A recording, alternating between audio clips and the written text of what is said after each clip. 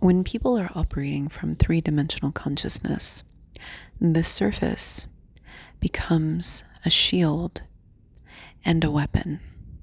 I'll say it again because it's really important to understand how people can fall into these shadow traps. When people are in three-dimensional consciousness, the surface can be a shield and a weapon. And what you find is that very often it's very benign. How was your day? Fine. And you, if you know the person, can get a little sense that maybe their day wasn't fine by their tone of voice, their posture, their mannerisms, and perhaps they don't want to talk about it. And that's why they're a little curt. And that takes intuition to be able to root that out, and a certain level of knowing the person, unless you happen to be like a human lie detector, which some people are naturally, and others receive this training or skill. And so at the benign level, you kind of need to have some extra knowledge to dig a little bit deeper. But at the more advanced levels, the darker personalities, let's just say, the so-called wolf in sheep's clothing, they make it a lifestyle to master the art of playing to the surface and actually use it to their advantage knowingly, because they can see when people are second-guessing themselves, when they're not trusting their intuition, and they're walking right into traps. And depending on the archetype of this dark personality, what can happen is that they actually take pleasure from it, because it's almost like a power game. And it's interesting to watch people in action using the surface like this and constructing scenarios that are actually intended to trip people up, and then to watch them gaslight themselves as a result. It's its own form of sadistic pleasure. And then you have people who are aware, and again, we talk in spectrums to illustrate examples, but most people are normal and don't fall onto the extremes. But then you have people who are not as dark as the darkest personalities, but who use it almost as a game to gaslight people, and not a type of game that's sadistic or that's life-threatening or anything like that, but more of a game that orchestrates social behavior and might have thinly veiled jokes, sarcastic digs at you. And when you go to confront them, all of a sudden, they're at the surface. What are you talking about? I didn't mean it that way. But you could kind of read something under their tone. Did they really intend it that way? Am I just misinterpreting it? Is it my own perceptual filter? Why are they digging at me? And similarly, what you'll find is that there are other people that are more in the toxic behavior patterns, that are sort of victim to their own wounds and unconscious reactions. And what they'll do is they will hold you accountable for everything literally that you said on the surface, twisting your words to make sure that you are always in the villain seat or always the one that's apologizing. And that is when it's used as a weapon. And even though you might have had a conversation with them where you both or everybody was on the same page about what was going to happen or what did happen, what you can find is that people who utilize the surface in this way will do so in very exacting ways to their benefit and in a way that can make you look really, really awful, especially in front of other people if they're vying for any sort of power game over you or trying to knock you down. And this actually works. This social behavior, all of these social behaviors work, as well as lying, cheating, stealing. All of those go under this umbrella of using the surface in a very shadowy way to somebody's advantage, to get what they want, to get away with what they want. And as a result, people who are very, very three-dimensional in consciousness will fall prey to this. And by the time that they figure it out, it's often too late. This is why the power of intuition and awakening those spider senses is so critical. And I believe that, at least my own personal journey, I'm just speaking for myself here, I was confronted with many, many opportunities to listen to my intuition when strange things were happening in my life that I won't go into here because it's not important. And when I didn't, those strange things got worse and worse and louder until guess what happened? I had to develop that sixth sense out of necessity.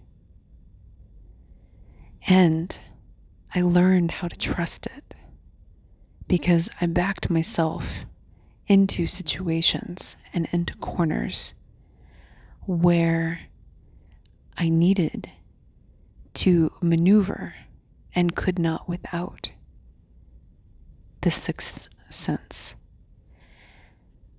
And this was a critical part of my awakening journey.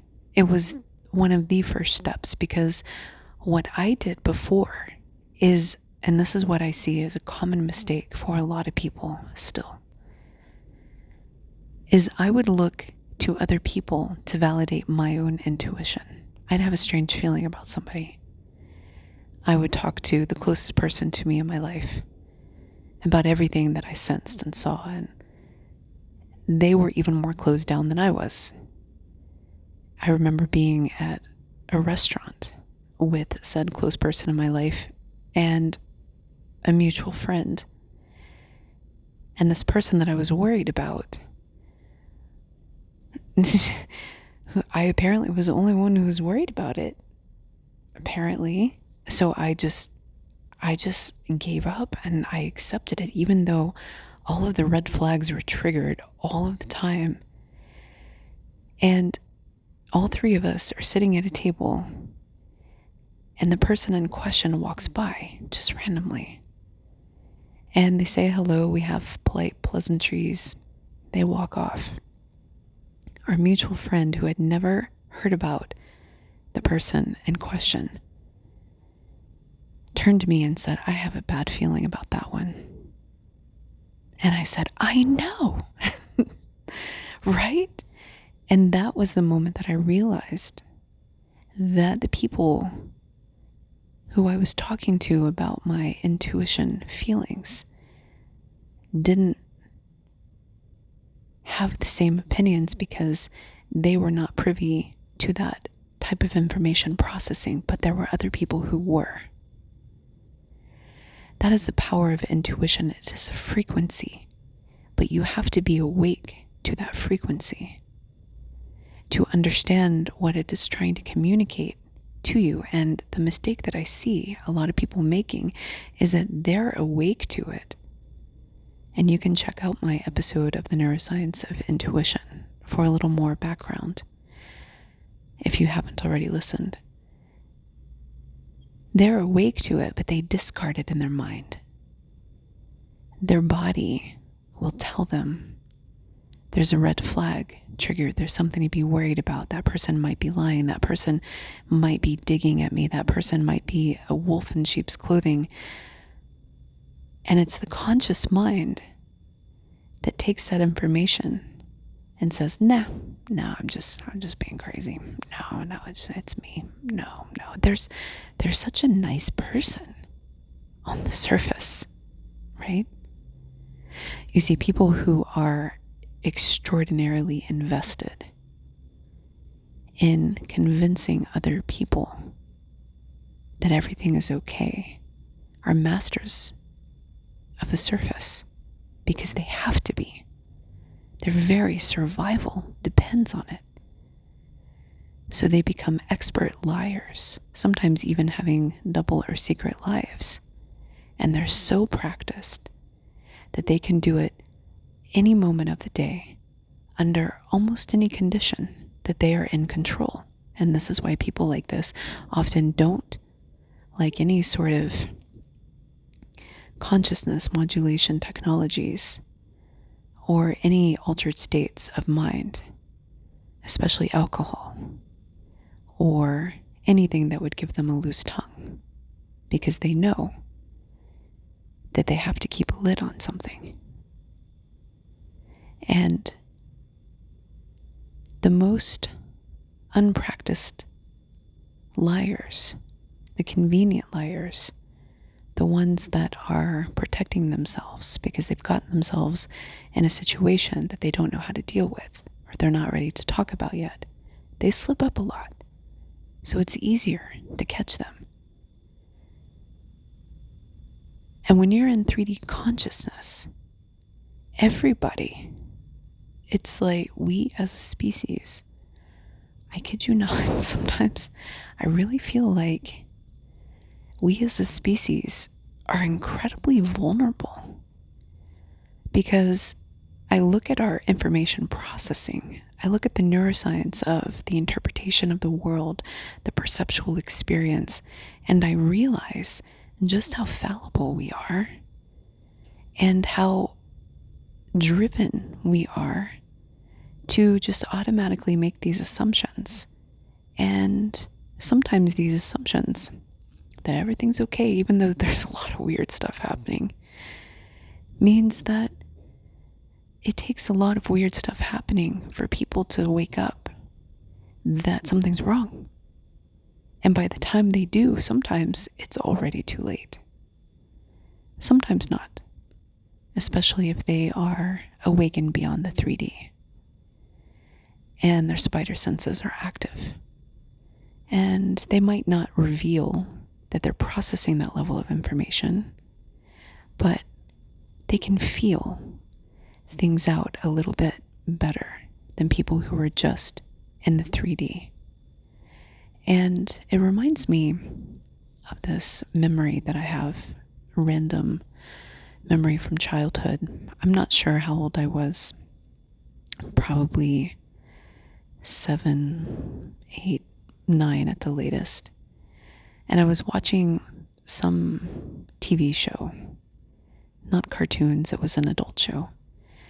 And it was just this scene that I remember that puzzled me for a long time, because my child mind was still operating from the surface. And it's a great illustration of 3D consciousness and the immaturity that we sometimes have when it comes to understanding the picture of reality. So the scene was, there were 2 teenagers making out in their parents' bedroom on their bed. And nothing that was too explicit, but they were clearly not supposed to be there doing that, because when the mom drove up in the driveway, they freaked out and they ran out of the room and like pushed the guy out who was visiting. And the daughter was pretending that everything was okay. The mom comes in, how is he now? Right? And the mom doesn't suspect anything, but she goes to the bedroom and she puts her hand on the bed, almost to like straighten out the sheets or something. And she gets really angry and confronts the daughter. And for the longest time, I couldn't, as a child, figure out how the mom knew. I actually couldn't piece that together, that causal relationship, that the bed was either messy, and so the mom was tipped off, and it wasn't like the sheets were thrown off or anything. It was just like a couple of little wrinkles. So she must have had to be a perfectionist. Or the bed was warm, and as a result, she knew that somebody had been in there. And so she was able to infer that something was going on. That inference learning develops later in childhood and is strengthened throughout our experiences into adulthood. And when you're in 3D consciousness, you're still developing that inferencing ability. And it's often not connected to intuition, because in a purely 3D world, everybody is primarily chiefly concerned with what you're communicating. And so if you're not communicating something, it's assumed that nobody's figuring it out. Which, when you start to awaken, you realize just how much other information is available to you to process. And it's wild. It's really wild to have that level of awakening, because you can read so much that people can't hide anymore.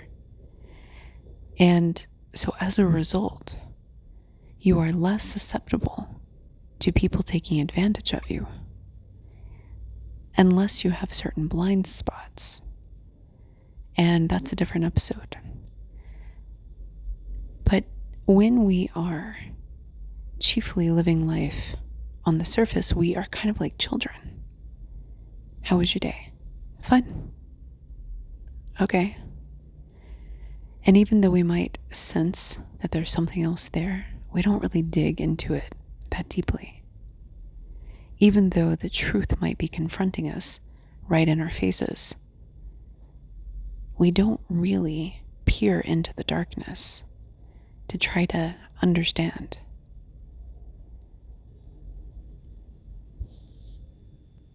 And when people are hell-bent on lying or hiding, especially their true emotions, their feelings,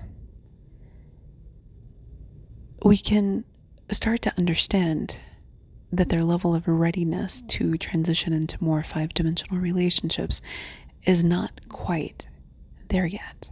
And this is where we exercise compassion and forgiveness.